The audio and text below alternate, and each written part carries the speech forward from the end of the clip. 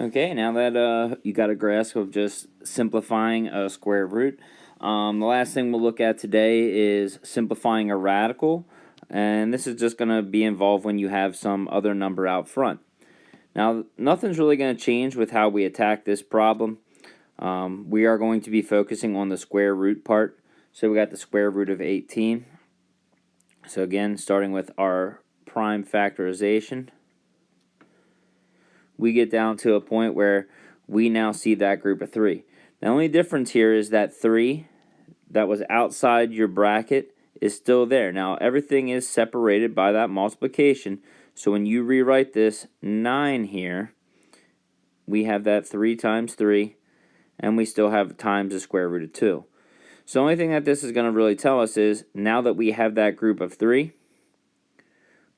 that square root will disappear, and now we have 3 times 3.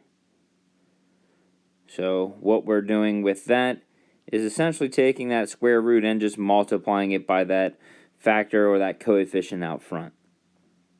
Okay, let's look at another example here.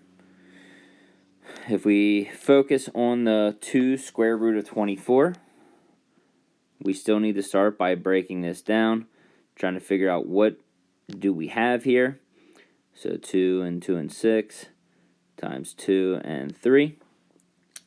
So if we're going to list it out, keep in mind that this 2 out front is not under the radical. And when we start rewriting these, let's kind of put them in pairs. So we got one pair of your 2 and 2, but we still have that times 2 times 3.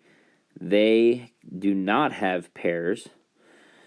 So when we start looking at this problem, the only thing we can simplify here is the square root of 2 times 2.